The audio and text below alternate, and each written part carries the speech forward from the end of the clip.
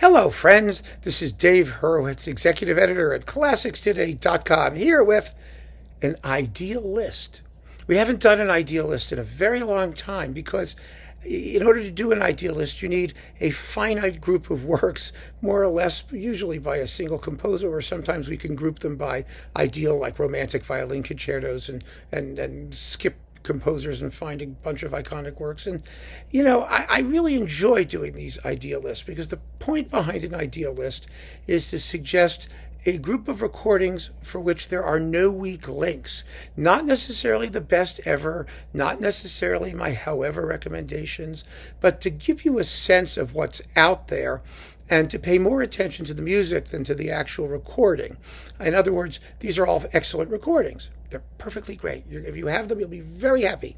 But the point is to pay attention to the music, the works themselves, because they make a fascinating grouping. And so I have a new sort of ideal list concept, and that's to take the work of a single composer and isolate chunks of it.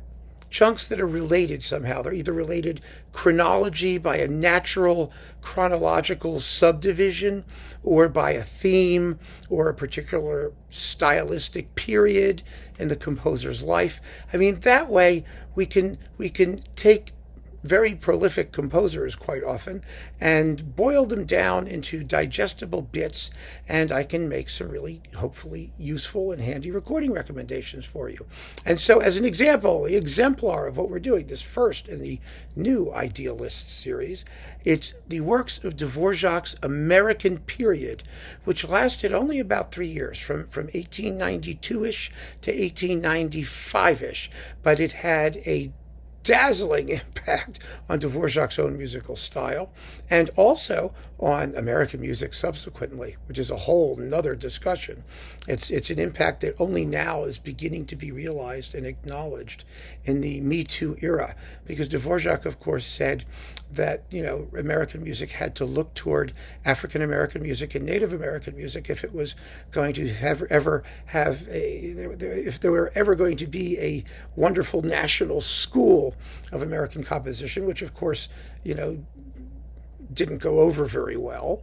And so the musics that he was talking about became part of American popular music, and classical music stayed its stuffy old white European self, to its, I think, great loss. But now we're kind of catching up with it. There's at least a fund of people who are acknowledging Dvořák's prescience and his importance, and also the undercurrent of music that suited Dvořák's prescription, that fit Dvořák's prescription, that had existed all along. But in the meantime, let's talk about the works by Dvořák that illustrated what he was talking about. There are 9. It makes a perfect ideal list. And so I'm going to tell you what they are and tell you what I think my ideal performances. I have them sitting here. And I'm listing the works. I'm not worried so much about the performances, but the works down below. And below each description here, I'll also tell you, which performance I'm talking about, so that you can look for them if you want. But the important thing is the group of music, the group of pieces, all 9 of them. And the first is a very interesting work, of which there's only ever been one recording. It's called The American Flag. Did you know Dvořák wrote a cantata called The American Flag? It's based on a hopelessly tacky patriotic text that was sent to him by Jeanette Thurber, who was going to be his employer at the National Conservatory. He did not finish it in time for his inaugural concert, and he never heard it performed. It was only performed after he'd left to go back to Europe. It's the least American sounding of all of his American works, because of course he wrote it in Europe, or mostly in Europe, and he didn't have an opportunity to be exposed to these sources of melodic inspiration, that is African American and Native American music, that later became such a rich gold mine for him in writing the works that we recognize today as distinctly American sounding. I mean, they sound like Dvořák, but they sound like the American Dvořák. That's the point. So The American Flag was recorded by Michael Tilson Thomas on Sony. You may be able to find it. I thought it was coupled well, that's over here, the Andrew Davis Dvořák Symphony box on Sony. I think an earlier version had it, but the one I have up here doesn't. And it's buzzed around a bit. You may be able to get it. It's not as bad as people say it is. Most people say it's just a pot boiler that sounds terrible and the words are stupid, but they don't really pay attention to it. They don't listen to it. And when is it ever going to get played? The Americans basically dismiss it, and the Europeans couldn't care less. So it's very much the odd man out and awaiting rediscovery. So if you can get your hands on that Tilson Thomas recording on Sony, give it a listen. You may enjoy it. But next, there is, of course, the American String Quartet.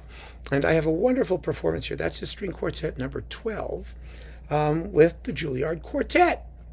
I not have an American quartet play the American quartet. There are great performances by Czech quartets, but the Juilliard's is terrific too. This is Dvořák's most popular string quartet just because it's so bloody tuneful. Oh my goodness. It has one fabulous melody after another. It's concise. It's colorful. The scoring for the string ensemble is marvelous, and it's absolutely glorious. So the American quartet is American work number 2. The third is the American Quintet. Lots of people don't even know there is one. It's not called the American. Maybe if it had a nickname, it would be better off. But, string quintets don't get nicknames and they don't get popular because there are no regularly constituted string quintets to run around playing them. Dvořák wrote 3 quintets, an early one, a middle one, which is the quintet with double bass, and then the third quintet. And these are all with 2 violas, the ones that are normal quintets. And oh my goodness, are they beautiful. Just amazingly beautiful. Fabulous works. And this one, particularly the American Quintet, is even more American sounding than the American Quartet. I mean, the second movement is an absolute hoedown. And here is well, let's see who's doing this one. It's either the Suk Trio or the other people. No, CD 1, 2, 3. Okay. It's the Pinocchio Quartet with an extra violist, right? 1, 2, 3, Suk Trio, CD 1. Okay. I have these boxes, these Supraphon boxes, and I got to figure out who's doing what. So please bear with me. Now, this is the Suk Trio. The Suk Trio's got to have this doesn't make any sense. Oh, that's CD 4.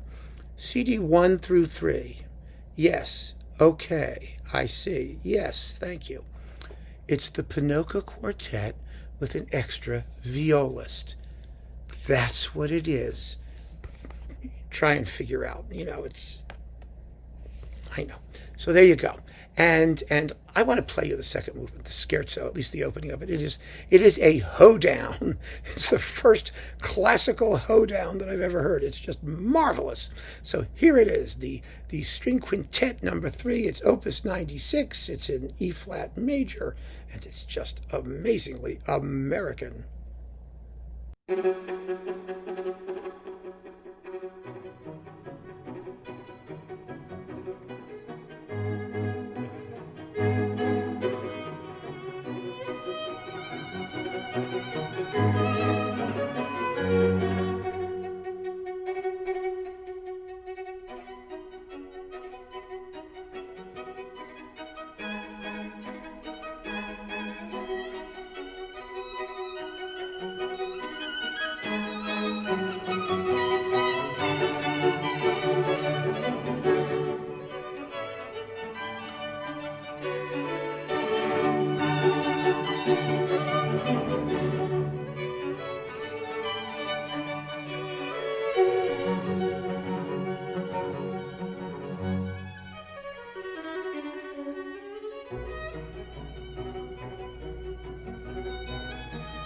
Yeah, it's a real square dance, isn't it? Get your toes tapping.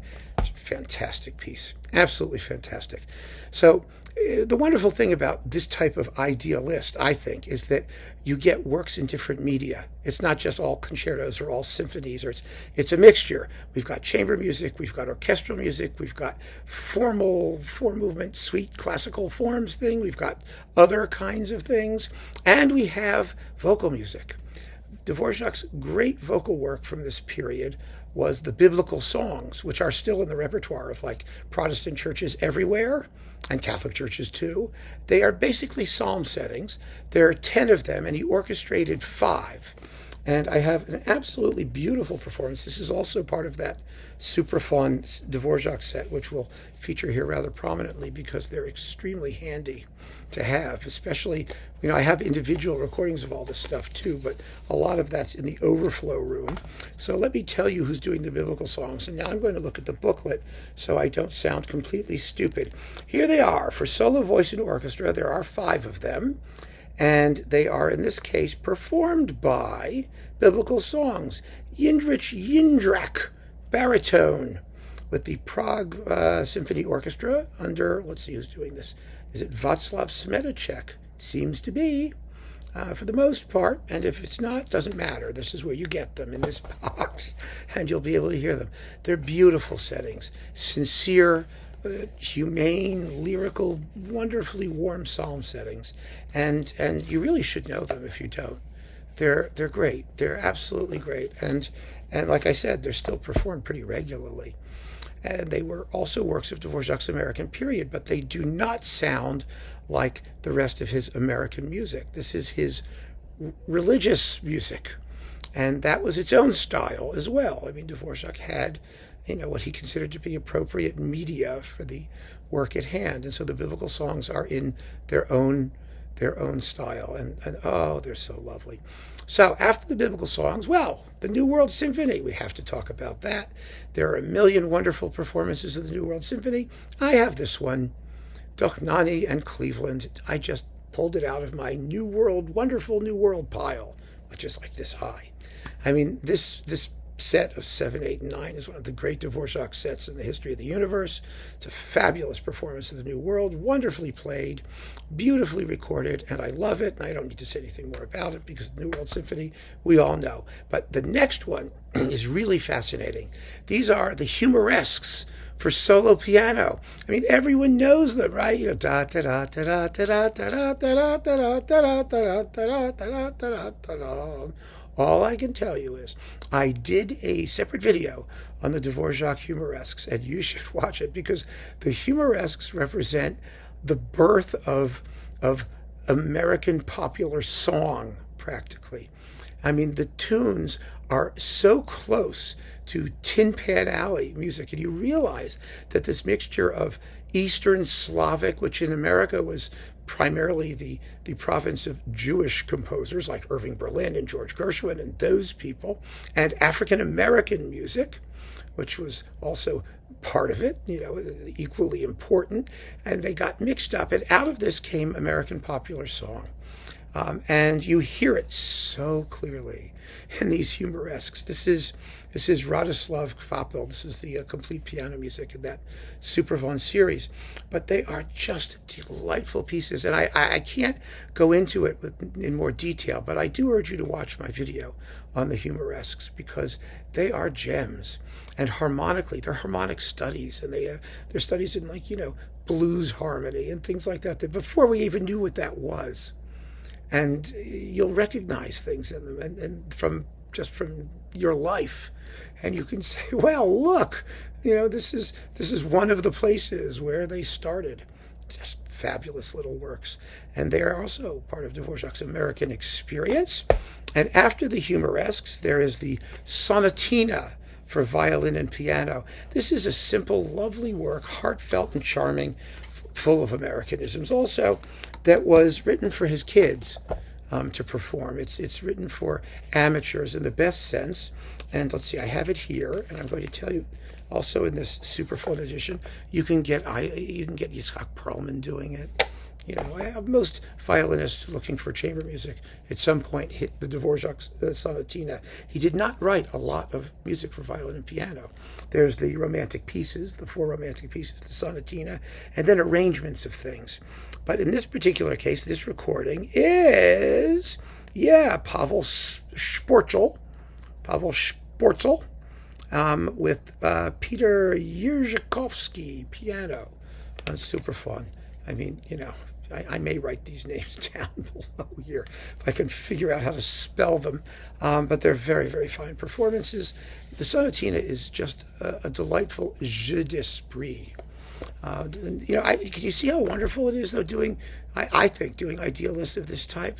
I mean, what do we got here? We've got a cantata, we've got a song cycle, we've got string quartet, string quintet, a symphony, a piano suite, a violin sonatina, and then there's two other big works. The American Suite, which exists in two versions.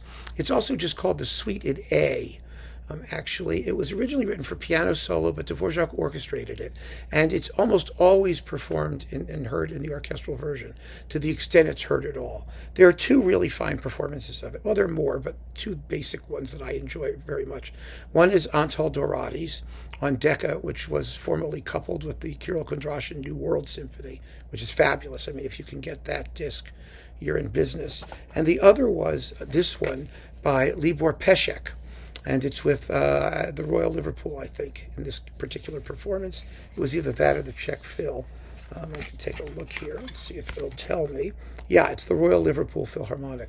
The American Suite is in 5 movements, and it's just a distillation of all of those wonderful little, melodic turns of phrase that Dvořák picked up during his sojourn in the New World. And the tunes, oh, it's so lovely. The opening, yada, da, dum, ba, da, yada, dum, bum, ba, da. Well, it's beautiful. Absolutely beautiful. So that's a delicious piece that a lot of people don't know. And it's definitely worth hearing. It's not the greatest of the American works, but it's certainly incredibly enjoyable. And it's part of a wonderful series of suites. I could do a whole different talk on Dvořák's suites, with the American suite and the Bohemian, the Czech suite, it's called the Czech suite, and the suite for strings, or the serenades, which are also, they're all those short orchestral things, and they're just gorgeous.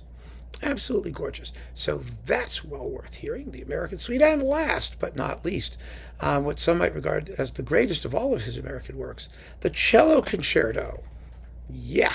And here we have Raphael Wallfisch with the London Symphony under Charles Mackerras on Chandos. It's coupled with the Dochnani Concertstück for cello and orchestra, a very interesting and worthy piece in its own right. But of course, the Cello Concerto it's the great Dvořák concerto. It's the greatest cello concerto ever written. Every cellist in the world plays it. There are a million wonderful performances. I like this one because Mackerras' accompaniment is just as important as the solo cello. I mean, Wallfisch plays very, very well, but it's very, very much a partnership of equals, and that's what the work is. It's a completely symphonic piece, and so I enjoy it very much for that reason, along with the other dozen or two fabulous recordings of the Dvořák Cello Concerto that I have. But like I said, in these idealists, there are no weak links. It doesn't have to be the best ever. It just has to be no weak links. And so there we have the ideal list of Dvořák's American works. The list is down below. The recordings are here as subtitles. Just go and enjoy. Enjoy this fabulous music. And I look forward to doing other idealists of this type, composer-based, and grouping a variety of works that are somehow, related to that composer's output. And if you have some suggestions for me, feel free to let me have them. You just might see them turning up sometime soon. So keep on listening, friends. Thanks so much for joining me. Take care.